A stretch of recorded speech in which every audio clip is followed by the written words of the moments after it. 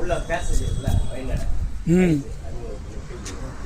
இது மட்டும் தரேன் எல்லாம் போடும் இந்த கம்ப்ளீட்டாக எல்லாம் எடுத்து டாப்ஸ் பார்த்தேன்.